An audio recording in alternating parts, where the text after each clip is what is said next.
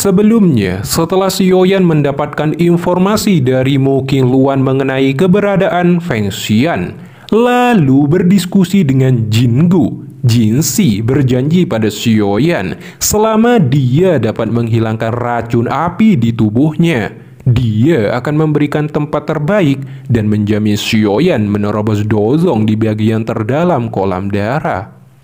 Xiaoyan memiliki api surgawi dan juga seorang alkimis.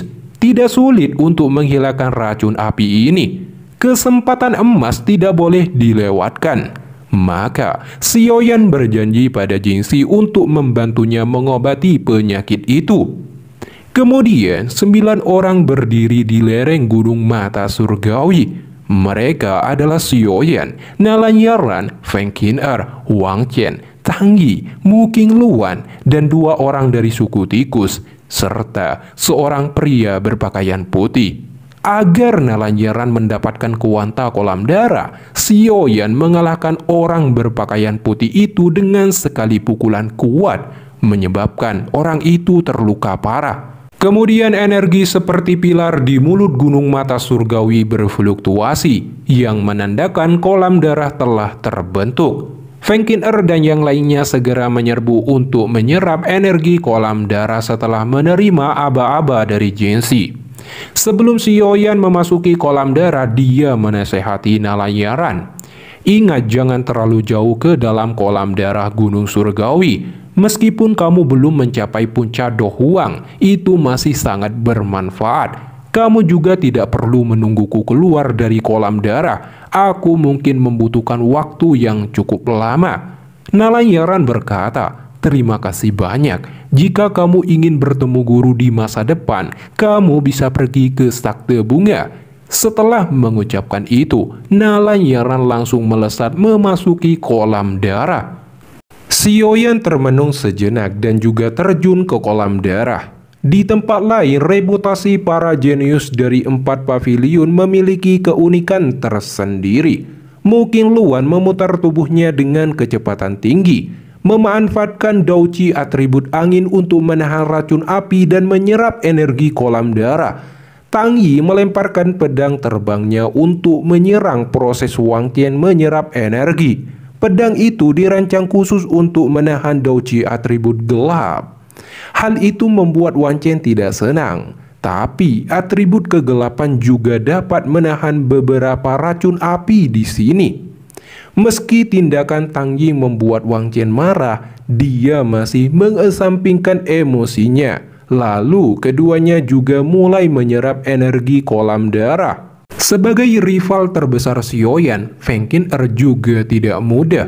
Dia ahli dalam memainkan gerakan 3000 petir dan dapat menetralisir serangan racun api dengan gerakan tubuhnya yang cepat. 2 orang dari suku tikus juga mulai menyerap energi kolam darah. Hal ini tidak disebutkan dalam deskripsi novelnya. Perlu disebutkan juga bahwa Nalanyaran sama sekali tidak memenuhi syarat untuk bersama Xiaoyan. Meskipun dia juga diberikan kuanta kolam darah, dengan kekuatan Dohuang bintang 5, dia hanya bisa mandi di pinggiran di tengahnya. Dia tidak bisa menahan racun api yang masuk ke dalam tubuhnya. Proses penyerapan semua orang berlangsung cukup lama. Di saat Feng Qin'er dan yang lainnya bersaing untuk menyerap energi kolam darah, Xiaoyan semakin dekat ke dasar kolam, dan energi di dalamnya semakin padat serta lebih murni. Namun racun api juga semakin tajam di sini. Meski demikian, Xiaoyan melindungi tubuhnya dengan api surgawi, sehingga ketika racun api memasuki tubuhnya, itu akan langsung dinetralkan. Xiaoyan akhirnya mencapai dasar dan melihat sebuah formasi spasial di depannya. Xiaoyan mengeluarkan tulang tangan tikus pemakan emas yang diberikan Jinxi sebelumnya. Itu dapat membuka penghalang tersebut. Begitu terbuka, energi yang sangat besar menyerbu ke arah Xiaoyan bagaikan pilar menerjang. Jelas ini adalah energi kolam darah yang agung dan juga terkontaminasi dengan kekuatan racun yang kuat. Untuk menahan racun api ini, Sioyan langsung membentuk perisai dan menyelimuti tubuhnya dengan teratai api surgawi kinclong. Di sisi lain, lonjakan energi ini juga menimpa Feng Qin-er dan yang lainnya. Mereka mencoba untuk menahan semburan energi tersebut, namun tubuh mereka tidak mampu dan akhirnya memilih untuk keluar dari kolam darah surgawi. Saat fluktuasi energi mereda, Sioyan melihat sebuah terowongan dan memasukinya. Begitu masuk, dia melihat energi dan racun api di tempat ini telah mencapai tingkat yang menakutkan. Jelas tempat Sioyan berada saat ini di sebuah gunung berapi aktif. Sioyan kemudian duduk sembari mengisolasi tubuhnya dengan api surgawi kinclong dari racun api korosif yang mau menggerogotinya. Dia berkata, "Jika aku tidak memiliki api surgawi, aku tidak akan berani datang ke sini. Bahkan jika area ini sangat berharga." Tangannya dengan cepat membentuk segel dan mulai memasuki kondisi latihan. Lalu dia menghisap energi merah ke dalam tubuhnya. Di saat itu juga, racun api disaring oleh api surgawi kinclong. Saat energi merah memasuki seluruh tubuh Sioyan, pembuluh darah, tulang, otot dengan cepat diperkuat. Seiring berjalannya waktu, 10 hari telah berlalu. Sioyan terkejut karena tubuh spiritual dari tubuh 3000 ilusi petir juga menyerap energi kolam darah. Jadi Sioyan langsung mengeluarkan avatarnya dan membiarkan avatar itu menyerap energi kolam darah sampai dimurnikan ke tahap menengah. Setelah itu Sioyan berkata, "Jika aku berhasil menerobos ke kelas Dozong, aku pasti mampu melawan Fetian. Haruskah aku meminjam kekuatan Yao Tian lagi? Aku mungkin benar-benar bisa bertarung dengannya secara langsung." Jika Sioyan mencapai ranah Dozong, selain bisa melawan Fetian, peluangnya untuk berhasil memperbaiki pil obat tingkat 7 juga akan meningkat secara signifikan. Sioyan kemudian memasuki konsentrasi penuh dalam pelatihannya dan energi merah terus memasuki tubuhnya. Waktu juga terus berjalan. Di tempat lain, di atas tebing kolam darah, Jinsi dan Jingu menunggu kemunculannya. Jinsi berkata, "Sudah 2,5 bulan." Jingu berkata, "Mungkinkah sesuatu telah terjadi? Racun api gunung surgawi di bawah terlalu padat. Bahkan aku tidak berani melangkah terlalu dalam."